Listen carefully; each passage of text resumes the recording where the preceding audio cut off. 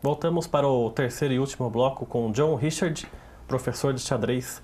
Ô John, esses campeonatos de xadrez existem assim, campeonatos sul-americanos, depois eu sempre faço associação com futebol, né? Tem campeonatos sul-americanos que se a pessoa ganha, ela pode disputar um mundial ou são realidades diferentes aí? Sim, tem torneios classificatórios para o Mundial, né? Tem Copa do Mundo também. O ano passado, se não me engano, 2 brasileiros jogaram a Copa do Mundo, né? Que era um mata-mata, acho que foram eliminados ali. Acho que a primeira e segunda fase eu não acompanhei muito bem. Mas tem, né? As eliminatórias certinho para poder estar participando deles. E o Brasil, hoje em dia, faz que tipo de figura nesses campeonatos? É bem representado? Fica entre os 10 primeiros, entre os 20 primeiros? Acho que entre os 20 ali mais ou menos, né? O Brasil tem uma galera legal, forte ali, mas ainda não tá ali entre os, vamos dizer que os tops grandes mestres, né? Que nem o maior, você pegar o top 1 do Brasil, que acho que é o Rafael Leitão, que tá com 2.600 de força, mas os tops do mundo tem 2.800, 2.700. Então, não tá assim, tão longe, né? Que normalmente 2.700, 2.800 é bem difícil chegar nisso, né? Bem difícil. Até o 2.600, 2.700 é difícil. E hoje, no Brasil, você falou do Rafael, quais são os outros grandes nomes que você possa falar pra gente do xadrez? Tem o Rafael Leitão, né, que tem um título mundial, né, sub-18 e tal. Tem o Mequinho, né, uma figura, um ícone do Brasil, né, ele já chegou ao terceiro melhor do mundo e tal.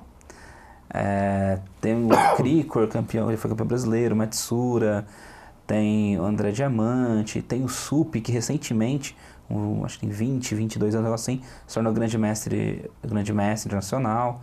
Então tem um pessoalzinho novo também vindo aí, legal. O Mequinho, que é o Henrique Mecking, né, tem uma história impressionante, né?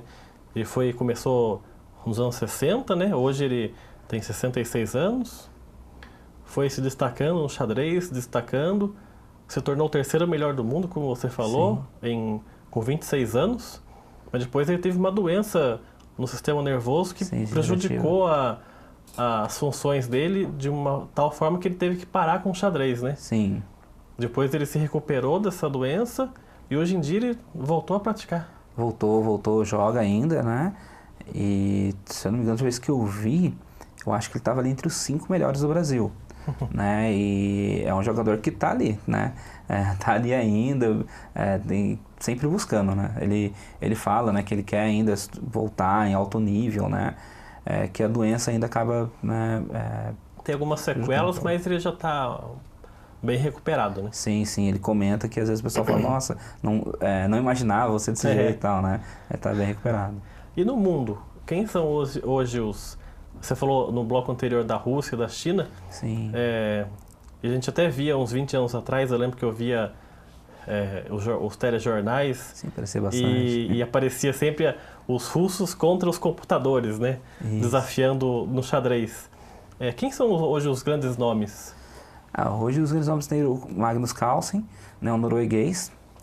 Kajakin, ele é ucraniano, mas naturalizou na Rússia, né, antiga União Soviética ali, né, pessoal. Também tem um pessoal dos Estados Unidos, né, Nakamura, Caruana, né, pessoal muito forte, assim. Tem um grupinho deles ali, né, de força, né. Se eu não me engano, o Kasparov chegou a ganhar do computador, né? Sim, o Kasparov, né, que foi ali da década de 90, ali, assim, 2000, 85, eu acho, jogou mundial, um negócio assim. E ele desafiou o computador. Parece que ele ganhou o primeiro match, né, o primeiro computador, e o computador desafiou ele para jogar de novo, né? Nisso, como melhoraram o computador. E tem muitas teorias da conspiração nisso daí, né? Tem até um documentário chamado Game Over que fala um pouco sobre isso. Por exemplo, que tipo de história tem? Que assim, ele preparou uma jogada que era para... se fosse um ser humano, jogaria de tal maneira, seguiria de uma maneira. E se fosse um computador que é inlore, que não tem a criatividade, né, do ser humano, jogaria outro. Então a pessoa que não tem criatividade jogaria criatividade esse. E o computador jogou o que tinha criatividade. Aí o Kasparov começou a ficar meio neurótico, fechar a janela do hotel, por causa do treinamento. E aí ele perdeu essa, né? Então ficou 1-1, ele quis jogar de novo, a terceira, o pessoal desmontou o computador. A IBM, né? É. A IBM, na época, quando eles ganharam, as ações da IBM subiram, né? Bastante, tudo. Aí quando quis jogar terceiro, eles montaram o computador. Que serviria mais para promover o computador, Isso. né? A potência do computador. Ele vai ganhar do melhor do mundo. O Kasparov seria o Pelé do xadrez, vamos dizer assim, também, né? Um cara muito forte, genial. E o computador ganhar dele na época foi, né, a sensação, né? E aquela história que você estava me contando antes da gravação do Bob Fischer, né? Que ele também disputou o campeonato. Como é que era essa história aí? Sim, Bob Fischer quebrou a hegemonia, né? Dos russos, né? Que sempre a Rússia era os melhores do mundo. Tal, Petrosian. Assim, na verdade não a Rússia, a União Soviética, né, na época. Na época que era tudo junto, né? Tudo junto, né? Então, eu falo do russo, mas na verdade era a União Soviética, né? Então tinha os russos e os russos investiram muito no xadrez na época da Guerra Fria para provar que era maior intelectualmente do que o Ocidente, né? O jogo serviria para isso também, para conquista de poderes, né? Isso, conquista de poderes. E os russos predominavam, né? Até hoje. Você vê, tem mais de 500 mestres internacionais na Rússia, né? Com todo esse investimento. E na época o Bob Fischer, sem tanto investimento quanto a Rússia, começou a desbancar os russos. Ele com acho que 14 anos foi campeão dos Estados Unidos, né? Jovem já. E começou a ganhar dos russos, antigos campeões mundiais, Petrosian e tal, essas coisas. E até ele conseguir desafiar o Spassky, que era o atual campeão mundial, né? E é um match bem polêmico, porque o primeiro jogo ele jogou, só que ele fez um erro muito brutal, muito infantil, vamos dizer assim, né? Aí falou que era culpa das câmeras, né? Porque na época era transmitido ao vivo na Times Square, ao vivo, né? Transmitido na Times Square. E aí no segundo jogo ele não apareceu, não foi. Bob Fischer deixou o russo esperando. E, ou seja, o cara abriu 2-0 de vantagem, eram 24 partidas.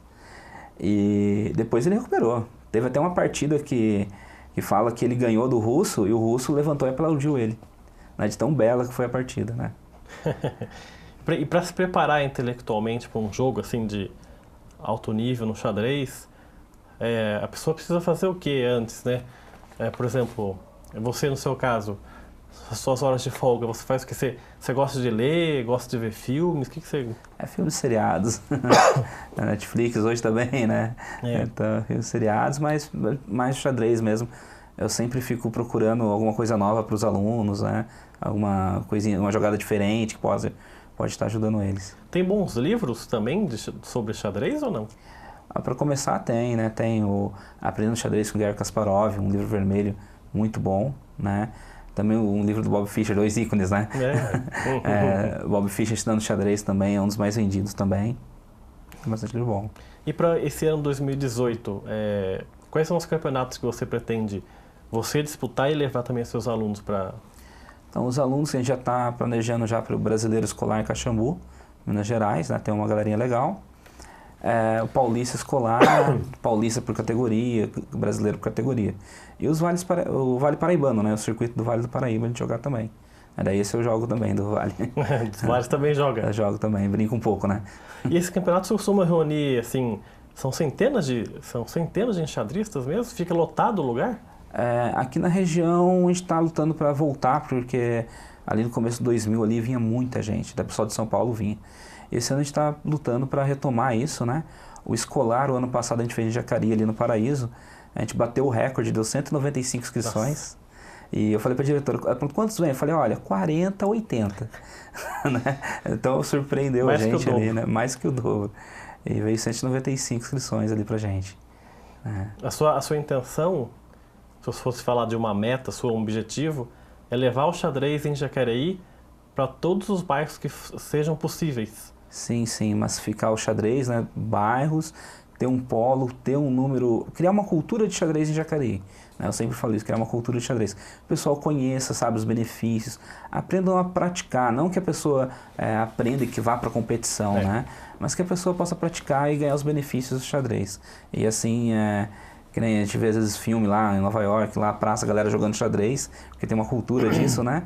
Quem sabe um dia no parque da cidade, uma praça que o pessoal vou lá jogar xadrez com meu pai, ou reunir para jogar xadrez, né? No parque da cidade tem uns tabuleiros fixos. Sim, ali, né? De vez em quando a gente se reúne lá, né, o pessoalzinho que vai para competição, Então o pessoal tá de férias, né? Ah, vamos se reunir lá pra jogar? Vamos. A gente acaba indo lá no parque lá pra jogar. Você falou de filme, tem um filme muito bom, que não tem xadrez, mas não é exatamente sobre, não sei se você viu, que é O Sétimo Selo, do Ingmar Bergman. Ah, eu não assisti ainda, que é um filme mas muito antigo. Falam muito dele, questão filosófica, as coisas. Porque é o personagem que disputa um jogo com a morte. E se ele perder, a morte pode levar ele porque ele perdeu o jogo. Mas filme é muito filosófico, de muito pensamento, muita tensão também, porque envolve também a Guerra das Cruzadas. Das Cruzadas, isso, o Cruzado tá voltando, né? Sim, eu vi um pouquinho, mas não assisti ainda. Né? Que eu tenho alguns infantis, assim, que tem Lances Inocentes, né? Eu passo para as crianças. Um novo que saiu até no cinema esses dias, é Rainha de Katwe. Não sei se eu vou falar, né? Que é lá de Uganda, né? Da África. Né? Tem uns filminhos assim. E tem, pra gente encerrar a nossa entrevista, tem alguma semelhança entre o xadrez e a dama, o jogo de damas, Arão? Olha, meio polêmico, já falaram porque o jogo de damas, qualquer um aprende, né? Isso. É só ir comendo as peças ali e acabou. Eu já vi jogadores de damas falando pra mim que dama é mais difícil que xadrez, mas não tenho, porque a dama é somente uma peça que move somente de uma maneira. E no xadrez são vários... São vários, cada um move de uma maneira. E assim, acho que na 20ª jogada no xadrez já tem milhões de possibilidades, né? A dama, parece que um computador canadense fechou a dama. Ou seja, todas as possibilidades da dama já são todas conhecidas, né? Já do xadrez não estão tentando, fazendo, não conseguem, né? Os dois principais do xadrez são o rei e a rainha? Isso, o rei é o objetivo final, né? Pegar o rei. Encurralar o rei, né? Você dá o checkmate, deixar ele sem saída, né? A rainha, ela é uma das mais poderosas, assim, mas relativamente mais poderosa, ela tem uma força maior, mas se você colocar ela no canto e ela não conseguir jogar, ela não faria nada, não faz nada, né? Assim, ela é forte, mas tem que colocar no jogo. O rei você pode mexer também com ele? Pode mexer. Né? Principalmente no final, eu até comento com os alunos, o rei no começo do jogo é um ator coadjuvante, no final do jogo ele é o ator principal. Né? E as peças de menor importância, quais são? Todos são importantes, assim, né? Todos cumprem um bom papel no jogo. Um bom papel ali, a gente fala, jogar em harmonia, né? Um ajudando o outro. E aquela peça que às vezes parece ter um poder mínimo, que nem o peão, que o pessoal fala, não, o peão vale um ponto, move uma casa de cada vez. Mas ele no final ele pode se transformar a dama, que seria mais forte. Né? Então, assim, é bem relativo mesmo. Então, de semelhança entre o xadrez e a dama, não tem quase nada. O tabuleiro. Quase de 0 a 100%, 2%, né? Tabuleiro. Tabuleiro. Tá certo, John. Quero agradecer muito a sua presença aqui. Parabéns por esse trabalho que você desenvolve. Obrigado. Que cresça cada vez mais, que Jacareí se torne um polo mesmo nos bairros, né? De chamar a população para jogar cada vez mais xadrez. Legal. Obrigado pela oportunidade. Obrigado. O programa Gente em Destaque fica por aqui e volta na próxima semana. Até lá!